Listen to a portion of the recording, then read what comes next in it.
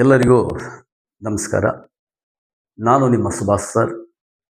ಈ ದಿನ ನಾವು ಭಾರತ ಬಿಟ್ಟು ತೊಲಗಿ ಅಥವಾ ಕ್ವಿಟ್ ಇಂಡಿಯಾ ಮೂಮೆಂಟ್, ಭಾರತ್ ಚೋಡೋ ಆಂದೋಲನ ಅಂತ ಹಿಂದಿಯಲ್ಲಿ ಹೇಳ್ತಾರೆ. ಇದು ನಡೆದದ್ದು 1942ರಲ್ಲಿ ಈ ಒಂದು ಚಳುವಳಿ ಪ್ರಾರಂಭ ಆಗ್ತದೆ. ಇದನ್ನು ಇನ್ನೊಂದು ಹೆಸರಲ್ಲಿ ಕರೀತಾರೆ. ಏನಪ್ಪ ಅಂದರೆ 9 ಆಗಸ್ಟ್ 1942ರಲ್ಲಿ ಕ್ವಿಟ್ ಇಂಡಿಯಾ ಮೂಮೆಂಟ್ ಸ್ಟಾರ್ಟ್ ಆಗ್ತದೆ. ಇದನ್ನ ಕ್ವಿಟ್ ಇಂಡಿಯಾ ಮೂಮೆಂಟ್ ಅಂತಾನೂ ಕರೀತಾರೆ. ನಮ್ಮ ಕನ್ನಡದವರು ಭಾರತ ಬಿಟ್ಟ ತೊಲಗಿ ಅಂತ ಕರೀತಾರೆ.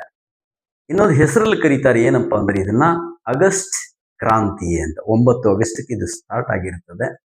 ಆಗಸ್ಟ್ ಕ್ರಾಂತಿ ಅಂತ ಕರೀತಾರೆ.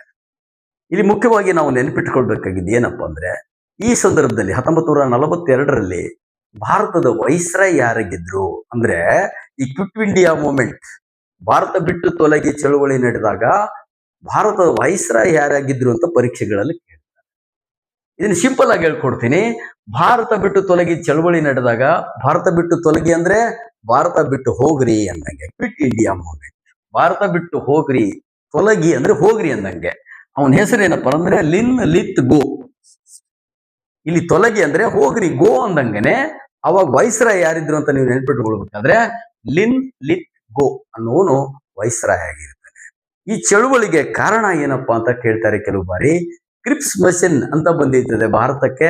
ಅದರ ವೈಫಲ್ಯತೆ, ಕ್ರಿಪ್ಸ್ ಮಿಷನ್ ಏನಿದೆಯಲ್ಲ ಅದರ ವೈಫಲ್ಯತೆ ಮತ್ತು 2ನೇ ಮಹಾಯುದ್ಧದ ಪರಿಣಾಮ ಕೂಡ ನಮ್ಮ ದೇಶದ ಮೇಲೆ ಬಿದ್ದಿರ್ತದೆ. ಎಲ್ಲ ಕಡೆಗಳಲ್ಲೂ ಬೆಲೆ ಹೆಚ್ಚಳವಾಗಿರ್ತದೆ, ಬ್ರಿಟಿಷರ ದಬ್ಬಾಳಿಕೆ ನಡೀತಿರ್ತದೆ. ಹೀಗಾಗಿ ಗಾಂಧೀಜಿ 1942ರಲ್ಲಿ ಏನಂತ ಒಂದು ಕರೆ ಕೊಡ್ತಾರೆ, ಡೂ ಆರ್ ಡೈ ಅಂತ ಇಂಗ್ಲಿಷ್ ಅಲ್ಲಿ, ಕರೋ ಯಾ ಮರೋ ಅಂತ ಹಿಂದಿಯಲ್ಲಿ, ಮಾಡು ಇಲ್ಲವೇ ಮಡಿ. ಅಂದ್ರೆ ಗಾಂಧೀಜಿಯವರು ಹೇಳಿದ್ದು ಏನಪ್ಪಾ ಅಂತಂದ್ರೆ, ಈ ಹೋರಾಟ ಯಶಸ್ವಿ ಆಗ್ಬೇಕು, ಇಲ್ಲ ನಾವು ಸತ್ರು ಪರವಾಗಿಲ್ಲ, ಈ ಬ್ರಿಟಿಷರನ್ನ ಭಾರತದಿಂದ ಓಡಿಸ್ಬೇಕು ಅನ್ನೋ ಒಂದು ಇದನ್ನ ಮಾಡ್ತಾರೆ. ಅವಾಗ ಏನಾಗ್ತದಪ್ಪ ಅಂದ್ರೆ, ಬ್ರಿಟಿಷರು ಭಾರತದಲ್ಲಿರುವಂತಹ ಪ್ರಮುಖ ನಾಯಕರುಗಳನ್ನ ಬಂಧಿಸ್ತಾರೆ, ಎಲ್ಲರನ್ನ ಜೈಲಿಗೆ ತಗೊಂಡು ಹೋಗ್ತಾರೆ. ಉದಾಹರಣೆಗಾಗಿ ನಮ್ಮ ಗಾಂಧೀಜಿ, ನೆಹರು ಮತ್ತು ಪಟೇಲ್, ಸರ್ದಾರ್ ಪಟೇಲ್ ಇವರೆಲ್ಲರನ್ನ ಬಂಧಿಸ್ಬಿಡ್ತಾರೆ. ಬಂಧಿಸಿ ಜೈಲಿಗೆ ಹಾಕ್ಬಿಡ್ತಾರೆ. ಈ ಒಂದು ಕ್ವಿಟ್ ಇಂಡಿಯಾ ಮೂಮೆಂಟ್ ಏನಿದೆಯಲ್ಲ, ನಾಯಕರಿಲ್ಲದ ಚಳುವಳಿ ಅಂತ ಕರೀತಾರೆ. ಯಾಕಂದ್ರೆ ಯಾರ್ಯಾರು ಮುಖಂಡರಿದ್ರಲ್ಲ ಎಲ್ಲರನ್ನ ತೆಗೆದುಕೊಂಡು ಹೋಗಿ ಜೈಲಲ್ಲಿ ಹಾಕ್ತಾರೆ. ಮುಂದೆ ಏನಾಗ್ತದಪ್ಪ ಅಂದ್ರೆ, ಒಬ್ಳು ಬರ್ತಾಳೆ, ಅರುಣಾ ಅಶಫ್ ಅಲಿ. ಅವ್ರ ಹೆಸರು ಅರುಣಾ. ಇದನ್ನ ಕೇಳಿದ್ದಾರೆ, ಎಷ್ಟೋ ಪರೀಕ್ಷೆಗಳಲ್ಲಿ ಬಂದಿದೆ. ಅರುಣಾ ಆಶಫ್ ಅಲಿ. ಇದೊಂದು ಹೆಣ್ಣು ಮಗಳು. ಎಲ್ಲಾ ನಾಯಕರಲ್ಲೂ ಜೈಲಿನಲ್ಲಿರುವಾಗ ಈ ಒಂದು ಚಳವಳಿಯ ಮುಖಂಡತ್ವವನ್ನು ವಹಿಸ್ಕೋತಾಳೆ. ಅಷ್ಟೇ ಅಲ್ಲ, ಬಾಂಬೆನಲ್ಲಿ ಒಂದು ಗ್ವಾಲಿಯರ್ ಟ್ಯಾಂಕ್ ಅಂತ ಇದೆ.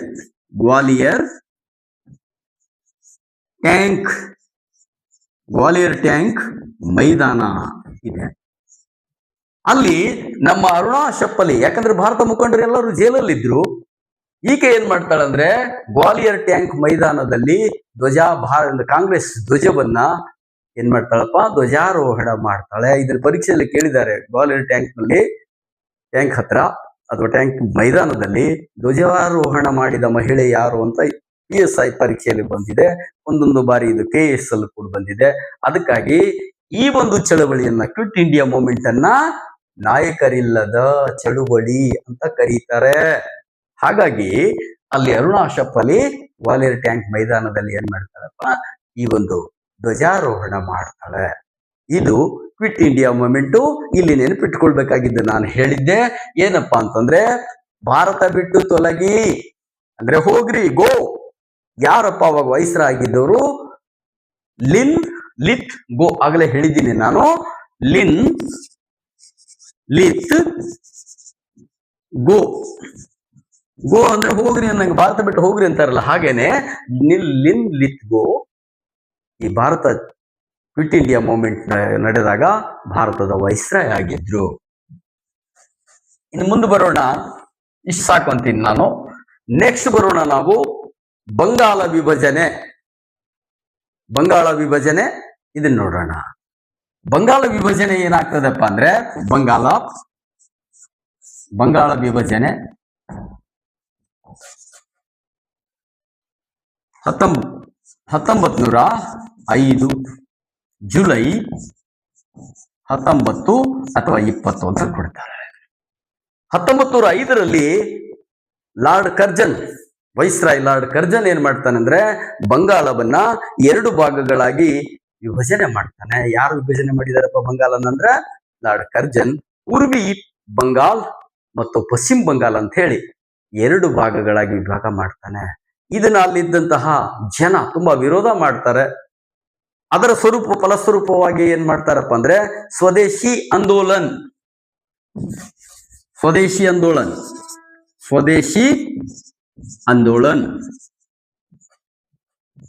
ವಿದೇಶಿ ವಸ್ತುಗಳ ಬಟ್ಟೆಗಳ ಬಹಿಷ್ಕಾರ ಮಾಡೋದು, ಸ್ವದೇಶಿ ಆಂದೋಲನವನ್ನ ಮುಖ್ಯವಾಗಿ ರವೀಂದ್ರನಾಥ್ ಟ್ಯಾಗೋರ್ ಅವರು ಮುಂತಾದ ನಾಯಕರುಗಳೆಲ್ಲ ಸೇರಿ ಸ್ವದೇಶಿ ಆಂದೋಲನವನ್ನ ಸ್ಟಾರ್ಟ್ ಮಾಡ್ತಾರೆ. ಅಷ್ಟೇ ಅಲ್ಲ, ಮುಂದೇನ್ ಮಾಡ್ತಾರಪ್ಪ ಅಂದ್ರೆ ರಾಖಿ, ಈಗೇನ್ ನಾವು ರಾಖಿ ಕಟ್ತೀವಲ್ಲ, ರಾಖಿ ಬಂಧನ್, ಹಿಂದೂ ಮುಸ್ಲಿಮರ ಏಕತೆಗಾಗಿ ರಾಖಿ ಕಟ್ಟುವಂತ ಒಂದು ರಾಖಿ ಬಂಧನ್, ರಾಖಿ ಹಬ್ಬವನ್ನ ಆಚರಣೆ ಮಾಡ್ತಾರೆ. ಅಂದ್ರೆ ಹಿಂದೂ ಮುಸ್ಲಿಮರು ನಾವೆಲ್ಲ ಒಂದೇ. ಇಲ್ಲಿ ಬ್ರಿಟಿಷರ ಒಡೆದು ಆಳುವ ನೀತಿ, ಒಂದು ಕಡೆ ಮುಸ್ಲಿಮ್ಸ್ ಪ್ರಾಬಲ್ಯ ಇರುವಂತಹ ಪ್ರದೇಶವನ್ನ ಮುಸ್ಲಿಮರಿಗೆ ಕೊಟ್ಟು, ಈ ಕಡೆ ಹಿಂದೂಗಳಿಗೆ ಕೊಟ್ಟು, ಈ ರೀತಿ ಮಾಡಿದ್ರು. ಅಲ್ಲಿನ ಜನಗಳು ಸ್ವದೇಶಿ ಮೂವ್ಮೆಂಟ್ ಸ್ಟಾರ್ಟ್ ಮಾಡ್ತಾರೆ. ಅದರ ಫಲಸ್ವರೂಪವಾಗಿ ರಾಖಿ ಬಂಧನ್ ಅಂತಕ್ಕಂಥದ್ದನ್ನ ಆಚರಣೆ ಮಾಡ್ತಾರೆ. ಮುಂದೆ ಏನಾಗ್ತದೆಪ್ಪ ಅಂದ್ರೆ ಇದನ್ನ 1905ರಲ್ಲಿ ಇವನು ಕರ್ಜನ್ ಅದನ್ನ ಡಿವೈಡ್ ಮಾಡಿ ಹೋಗ್ಬಿಟ್ಟಿರ್ತಾನೆ, ಬಂಗಾಳ ವಿಭಜನೆ ಮಾಡಿರ್ತಾನೆ, ಒಡೆದು ಆಳುವ ನೀತಿ ಮಾಡಿರ್ತಾನೆ. ಮುಂದೆ ಏನಾಗ್ತದಪ್ಪ ಅಂದ್ರೆ 1911ರಲ್ಲಿ ಜಾರ್ಜ್ ಫಿಫ್ತ್ ಇಲ್ಲಿಗೆ ಬಂದಿರ್ತಾನೆ. ಆವಾಗ ಲಾರ್ಡ್ ಹಾರ್ಡಿಂಗ್ ಅಂತ ಇರ್ತಾನೆ. ಲಾರ್ಡ್ ಹಾರ್ಡಿಂಗ್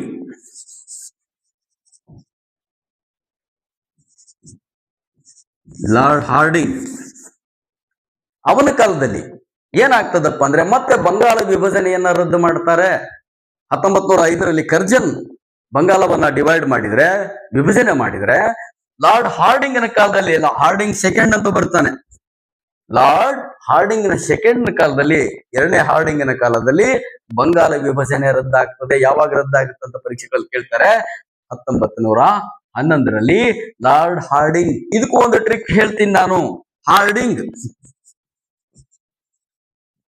ನೋಡಿದ್ದು ಒಮ್ಮೆ ಒಡೆದಂತಹ ಒಂದು ಬಂಗಾಳ ವಿಭಜನೆ ಆಗಿದೆ, ಮತ್ತೆ ಅದನ್ನ ಜೋಡಿಸೋದು ತುಂಬಾ ಹಾರ್ಡ್ ಕೆಲಸ, ತುಂಬಾ ಕಠಿಣ ಕೆಲಸ. ಇಲ್ಲಿ ನೆನ್ಪಿಟ್ಕೋಬೇಕು, ಕಠಿಣ ಕೆಲಸ ಮಾಡಿದವನು, ಅವನ ಹೆಸರು ಕೂಡ ಹಂಗೆ ಹಾರ್ಡಿಂಗ್. ಒಮ್ಮೆ ಬಂಗಾಳ ವಿಭಜನೆ ಆಗಿ ಹೋಗಿದೆ, ಮತ್ತವನು ಒಂದು ಮಾಡೋದು ಅಷ್ಟು ಸುಲಭದ ಕೆಲಸ ಅಲ್ಲ. That was very hard work. Hardinge ಇದ್ದಾವಾಗ ಬಂಗಾಳ ವಿಭಜನೆ ರದ್ದು ಮಾಡಿದವನು ಯಾರಂದ್ರೆ ಲಾರ್ಡ್ ಹಾರ್ಡಿಂಗ್. 1911ರಲ್ಲಿ ಹಾರ್ಡಿಂಗ್ನ ಕಾಲದಲ್ಲಿ, ವೈಸ್ರಾಯ್ ಹಾರ್ಡಿಂಗ್ನ ಕಾಲದಲ್ಲಿ ಏನಾಗ್ತದಪ್ಪ, ಬಂಗಾಳ ವಿಭಜನೆ ರದ್ದಾಗ್ತದೆ. ಇದಕ್ಕೆ ಸಂಬಂಧಿಸಿದಂತೆ ಇನ್ನೊಂದು ಮಾತು ನಾವಿಲ್ಲಿ ನೋಡ್ಬೇಕು. ಏನಪ್ಪಾ ಅಂದ್ರೆ ಈ 1911ರಲ್ಲಿ ದೆಹಲಿ ದರ್ಬಾರ್ ನಡೀತದೆ. ಇದ್ರ ನೆನ್ಪಿಟ್ಕೊಳ್ಬೇಕು, ದೆಹಲಿ ದರ್ಬಾರ್ ನಡೀತದೆ. ಸ್ವತಃ ಇಂಗ್ಲೆಂಡಿನ ರಾಣಿ ಮತ್ತು ರಾಜ ಇಬ್ರು ನಮ್ಮ ದೇಶಕ್ಕೆ ಬಂದಿರ್ತಾರೆ. ಅಲ್ಲಿ ಏನಾಗ್ತದಪ್ಪ ಅಂದ್ರೆ 1911ರಲ್ಲಿ ದೆಹಲಿ ದರ್ಬಾರ್, ನೆನ್ಪಿಟ್ಕೊಳ್ತಕ್ಕಂಥದ್ದು ಇದು. ದೆಹಲಿ ದರ್ಬಾರ್ ಯಾವಾಗ ನಡೀತು? 1911ರಲ್ಲಿ. ಏನೋ ಬಂಗಾಳದ ವಿಭಜನೆ ರದ್ದಾಗಿದ್ದು ಕೂಡ 1911ರಲ್ಲಿ, ದೆಹಲಿ ದರ್ಬಾರ್ ನಡೆದದ್ದು ಕೂಡ 1911ರಲ್ಲಿ. ಇದು ಹಾರ್ಡಿಂಗ್ನ ಕಾಲದಲ್ಲಿ. ಇಲ್ಲಿ 1911ರಲ್ಲಿ ಮತ್ತೊಂದು ವಿಶೇಷವಾಗಿರ್ತಕ್ಕಂಥ ಒಂದು ಕೆಲಸ ಆಗ್ತದೆ. ಏನಪ್ಪಾ ಅಂದ್ರೆ ಕಲ್ಕತ್ತಾದಿಂದ ದೆಹಲಿಗೆ, ನೋಡು, ಕಲ್ಕತ್ತಾದಿಂದ ದೆಹಲಿಗೆ ರಾಜಧಾನಿ ಬದಲಾವಣೆ ಆಗ್ತದೆ. ರಾಜಧಾನಿ ವರ್ಗಾವಣೆ ಕೇಳ್ತಾ ಇದ್ದೀನಿ ಎಷ್ಟೋ ಸಾರಿ ಪರೀಕ್ಷೆಯಲ್ಲಿ. ವರ್ಗಾವಣೆ, ದೆಹಲಿ ಕಲ್ಕತ್ತಾದಿಂದ ದೆಹಲಿಗೆ ವರ್ಗಾವಣೆ ಆಗಿದ್ದು ರಾಜಧಾನಿ ಯಾವಾಗ ಅಂದ್ರೆ ಅದು 1911ರಲ್ಲಿ. 1911ನಲ್ಲಿ ರಾಜಧಾನಿ ಕಲ್ಕತ್ತಾದಿಂದ ದೆಹಲಿಗೆ ಹೋಗ್ತದೆ. 3 ಪಾಯಿಂಟ್ ನೆನ್ಪಿಟ್ಕೊಳ್ಬೇಕು ಇಲ್ಲಿ. ಏನಪ್ಪಾ ಅಂದ್ರೆ ಲಾರ್ಡ್ ಹಾರ್ಡಿಂಗ್ನ ಕಾಲದಲ್ಲಿ ಬಂಗಾಳ ವಿಭಜನೆ ರದ್ದು ಆಗ್ತದೆ. ಡೆಲ್ಲಿ ದರ್ಬಾರ ಕೂಡ ನಡೀತದೆ. ಅಷ್ಟೇ ಅಲ್ಲ, ಕಲ್ಕತ್ತಾದಿಂದ ದೆಹಲಿಗೆ ಏನ್ ಮಾಡ್ತಾರಪ್ಪ, ರಾಜಧಾನಿಯನ್ನ ವರ್ಗಾವಣೆ ಮಾಡ್ತಾರೆ. ಇಷ್ಟು ಈ ಬಂಗಾಳ ವಿಭಜನೆ ಬಗ್ಗೆ. ಆಮೇಲೆ ಬರೋಣ ದುಂಡು ಮೇಜಿನ ಪರಿಷತ್.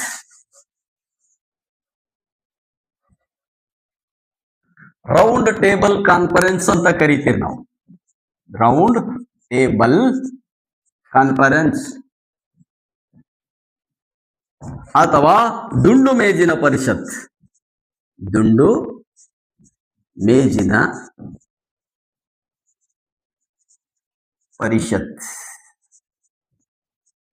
ಇದು ಇಂಗ್ಲೆಂಡ್ ಅಲ್ಲಿ ನಡೀತದೆ. ದುಂಡು ಮೇಜಿನ ಪರಿಷತ್ತು 1931 ಫಸ್ಟ್, 1931, 1930, 31 and 32 3 ದುಂಡು ಮೇಜಿನ ಪರಿಷತ್ಗಳು ನಡೀತವೆ. ಇದನ್ನ ನೆನ್ಪಿಟ್ಕೊಳ್ಬೇಕು.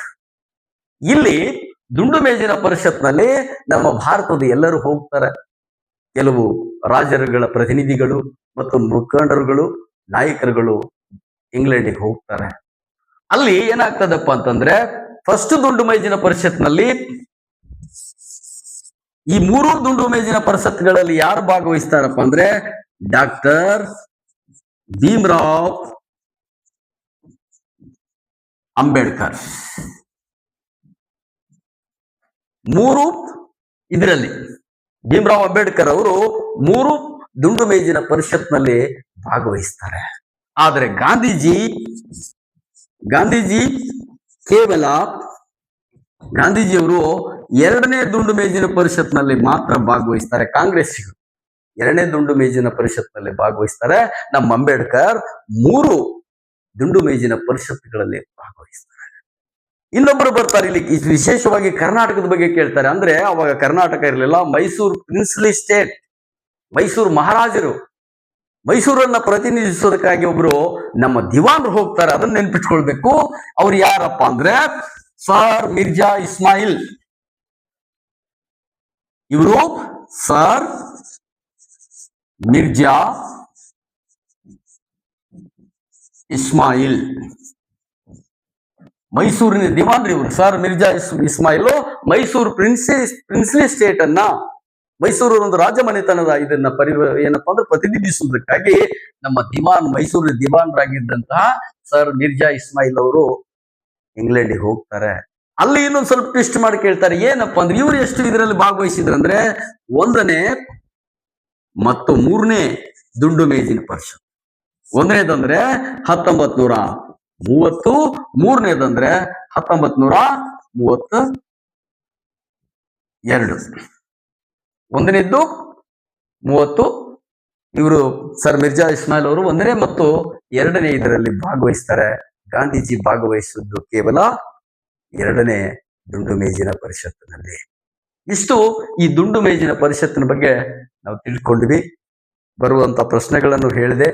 ಇನ್ನ ಇಲ್ಲಿ ದುಂಡು ಮೇಜಿನ ಪರಿಷತ್ ನಡೆದಾಗ ಯಾರು ವೈಸ್ರಾಯ್ ಆಗಿದ್ರು ಅಂದ್ರೆ ಇರ್ವಿನ್. ಯಾರಾಗಿದ್ರು ಅಂದ್ರೆ ಲಾರ್ಡ್ ಇರ್ವಿನ್. ಇದ್ರು ಕೇಳ್ತಾರೆ, ದುಂಡು ಮೇಜಿನ ಪರಿಷತ್ ನಡೆದಾಗ ಯಾರಿದ್ರಪ್ಪ ಅಲ್ಲಿ ವೈಸ್ರಾಯ್ ಯಾರಾಗಿದ್ರು, ಭಾರತದ ವೈಸ್ರಾಯ್ ಯಾರಾಗಿದ್ರು ಅಂದ್ರೆ ಲಾರ್ಡ್ ಇರ್ವಿನ್. ಇನ್ನೊಂದು ಪ್ರಶ್ನೆ ಕೇಳ್ಬಹುದು, ಏನಪ್ಪಾ ಅಂದ್ರೆ ಇಂಗ್ಲೆಂಡಿನ ಪ್ರಧಾನಿ ಯಾರಾಗಿದ್ರು ಅಂತ. ನಮ್ ಗಾಂಧೀಜಿ ಅಲ್ಲಿಗೆ ಹೋಗಿದ್ದಾರೆ ಅಂದ್ರೆ ಗಾಂಧೀಜಿ ಸಾಯುವಾಗಲೂ ಕೂಡ ರಾಮ ರಾಮ ಅಂತಾನೆ ತಮ್ಮ ಪ್ರಾಣವನ್ನ ಬಿಟ್ಟಿದ್ರು. ಆಗ ಇಂಗ್ಲೆಂಡಿನ ಪ್ರಧಾನಿ ಕೂಡ ಯಾರಾಗಿದ್ರುಪ್ಪ ಅಂತಂದ್ರೆ ರಾಮ್ಸೆ ಮೆಕ್ಡೊನಾಲ್ಡ್. ಇಲ್ಲಿ ನೋಡಿ ಬರೀತೀನಿ ಅವನ ಹೆಸರು, ರಾಮ್ಸೆ ಮೆಕ್ಡೊನಾಲ್ಡ್. ಇದು ನೆನ್ಪಿಟ್ಕೊಳ್ಳಿ, ಟ್ರಿಕ್ಕಿಗೆ ಹೇಳಿದೆ ನಾನು. Ramsay McDonald.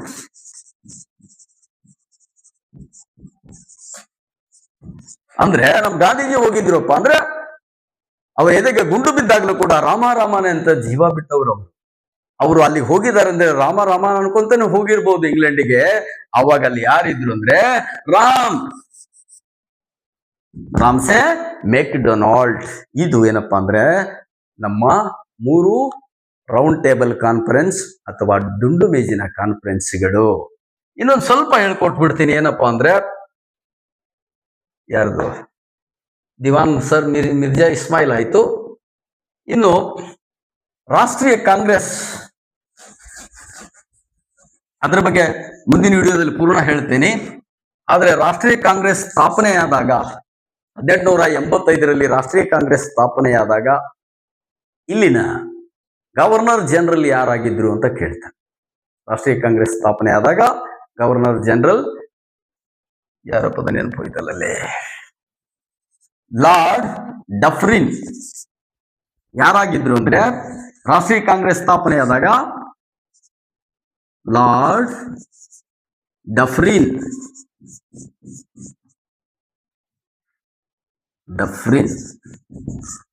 ಲಾರ್ಡ್ ಡಫ್ರಿನ್ ಇದ್ರು.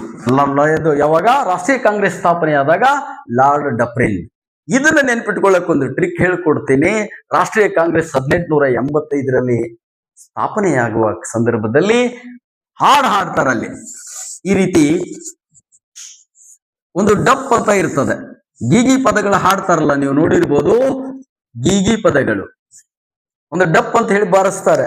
ರಾಷ್ಟ್ರೀಯ ಕಾಂಗ್ರೆಸ್ ಸ್ಥಾಪನೆ ಆಗುವಾಗ, ಉದ್ಘಾಟನೆ ಮಾಡುವಾಗ ಡಪ್ ಅಂತ ಇರ್ತದೆ. ಗೀಗಿ ಪದವರು ಬಾರಿಸ್ತಾರ ಡಪ್ ಅಂತ ಹೇಳಿ. ಅದೊಂದು ಸ್ವಲ್ಪ ನೆನ್ಪಿಟ್ಬಿಟ್ಟು ಸಾಕು. ರಾಷ್ಟ್ರೀಯ ಕಾಂಗ್ರೆಸ್ ಉದ್ಘಾಟನೆ ಮಾಡುವಾಗ ಅಲ್ಲೊಂದಿಬ್ರು ಇರ್ತಾರೆ, ಅವ್ರು ಡಪ್ ಅಂತ ಇರ್ತದೆ, ಒಂಥರ ವಾದ್ಯ. ಅದು ಈ ರೀತಿ ರೌಂಡ್ ಆಗಿರ್ತದೆ, ಅದನ್ನು ಬಡ್ದು ಪದ ಹಾಡ್ತಿರ್ತಾರೆ.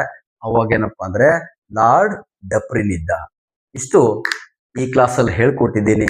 ಮುಂದಿನ ಕ್ಲಾಸಲ್ಲಿ ಮತ್ತೆ ಇನ್ನುಳಿದ ಚಳುವಳಿಗಳು, ಘಟನೆಗಳ ಬಗ್ಗೆ ಮಾತಾಡ್ತೀನಿ. ಎಲ್ಲರಿಗೂ ನಮಸ್ಕಾರ.